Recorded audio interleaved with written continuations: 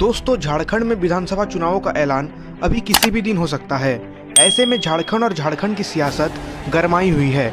ऐसे में झारखंड में कई ऐसे विधानसभा सीटें हैं जो पूरे झारखंड में हॉट सीट बनी हुई है। आज हम उन्हीं सीटों में से एक सीट का तुलनात्मक विश्लेषण करेंगे, जिससे आपको झारखंड की सियासत में राज्य की जनता सूबे का अगला मुख्यमंत्री किस पार्टी से चुनेंगी और राज्य का मूड मीटर क्या है, आपको इसका लगभग अनुमान समझ में आएगा। पर उससे पहले अगर आप हमारे चैनल पर पहली बार आए हैं तो इसे सब्सक्राइब करके बेल आइकन को दबा दें, ताकि इस तरह की वीडियो आपको मिलती रहे। दोस्तों, झारखंड के जमशेदपुर लोकसभा का बेहड़ागोड़ा विधानसभा पूरे झारखंड राज्य में हॉट सीट बना हुआ है, क्योंकि यहाँ के जो वर्तमान विधायक हैं समीर मोहंती, वह पिछले विधानसभा चुनाव यानी 2019 विधानसभा चुनाव में पूरे राज्य में सबसे ज़्यादा वोट यानी रिकॉर्ड वोटों से यहाँ से विधायक चुने गए थे और बेहड़ागोड़ा की सीट को झारखंड मुक्ति मोर्चा के झोले में डाल दिया था। लड़ाई यहाँ इसलिए भी दिलचस्प है क्योंकि यहाँ विपक्ष के उम्मीदवारों की संख्या पिछले बार के मुकाबले 1 दर्जन बढ़ गई है। ऐसे में विपक्ष यानी बीजेपी किसी टिकट देकर यहाँ से उम्मीदवार बनाती है, ये तो वक्त बताएगा। खैर, इसी बीच यहाँ से कुणाल सारंगी, जो 2019 विधानसभा चुनाव में समीर मोहंती से हार गए थे और 2014 से 19 तक बतौर विधायक बेहड़ागोड़ा की जनता के बीच थे और 2019 के चुनाव में पाला बदलकर जेएमएम से बीजेपी में चले गए थे और बीजेपी से अपना चुनाव झारखंड मुक्ति मोर्चा के समीर मोहंती से लड़े थे और हार गए।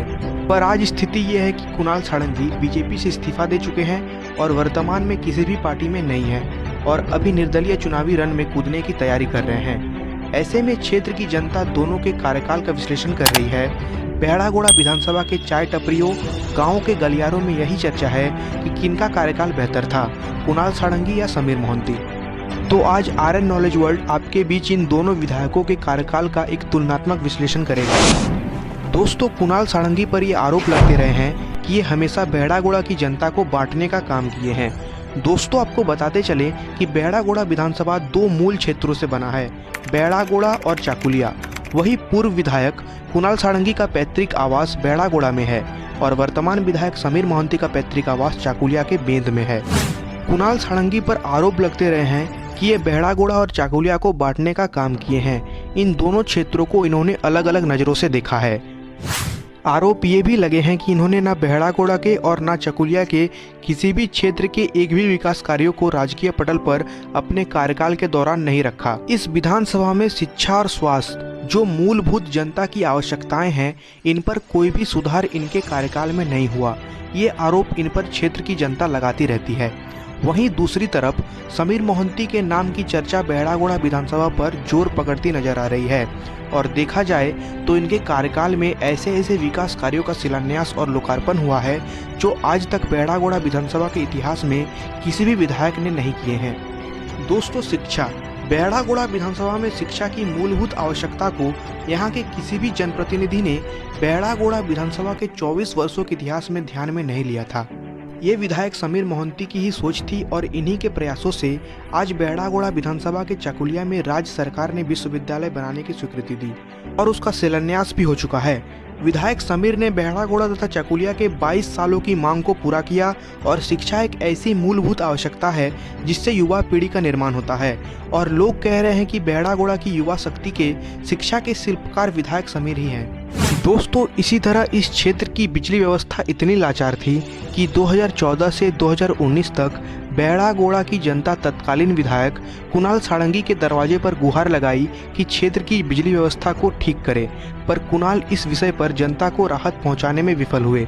जब 2019 में समीर विधायक बने और सेम समस्याओं को लेकर लाचार जनता समीर के दरवाजे पर पहुंची, तब समीर ने इस पर तत्काल संज्ञान लिया और आज जब समीर का कार्यकाल पूरा होने चला है, तब बिजली व्यवस्था पिछले 2014 से 19 से बहुत ठीक हो गई है।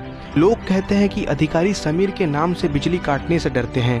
क्षेत्र की जनता ने जब इस पर समीर को आभार जताया तो समीर ने कहा कि मैं भी आप ही के बीच से निकला हुआ एक साधारण गांव का व्यक्ति हूं और बेहड़ागोड़ा के इसी लाचार व्यवस्था के कारण मुझे पढ़ाई में परेशानियों का सामना करना पड़ा था और मैं इस समस्या को अपने नज़रों से देखा हुआ हूं। मैं नहीं चाहता कि जैसे मुझे अपनी पढ़ाई और जीवन में इस लाचार बिजली व्यवस्था के कारण रोना पड़ा था, आपके बच्चे रोए, वे पढ़े और आपका और मेरे इस विधानसभा का नाम रोशन करें।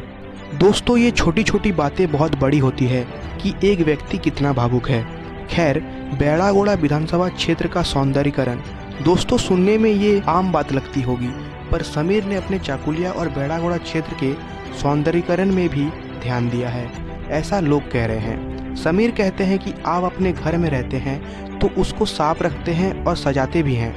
बेड़ागोड़ा विधानसभा क्षेत्र मेरा घर है और ये जितना सजा रहेगा, क्षेत्र की जनता उतना ही खुशहाल और समृद्ध रहेगी। इन्हीं बातों का ध्यान रखते हुए चाकुलिया नया तालाब का सौंदर्यीकरण हो, रंगीन लाइटें लगवाना हो, चाकुलिया नामोपाड़ा रासमंच मंदिर का सौंदर्यीकरण हो, बेड़ागोड़ा चित्तेश्वर मंदिर का सौंदर्यीकरण हो, नए सड़कों का विधानसभा में जाल बुनना हो जिससे कि जनता को आवागमन में कठिनाई ना हो।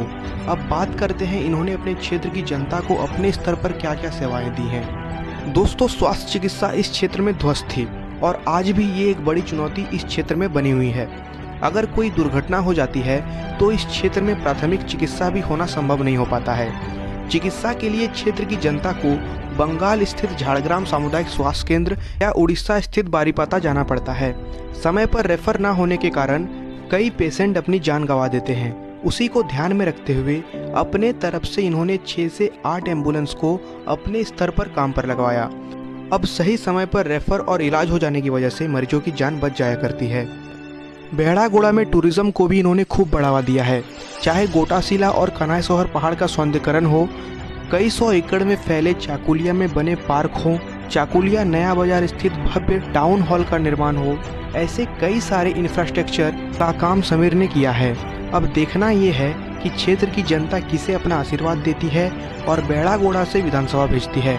तो इसी के साथ दोस्तों अपना ढेर सारा ख्याल रखें और अगर आपने अभी तक हमारे चैनल को सब्सक्राइब और वीडियो को लाइक नहीं किया है तो जरूर कर दें ताकि इस तरह की वीडियो आपको मिलती रहे।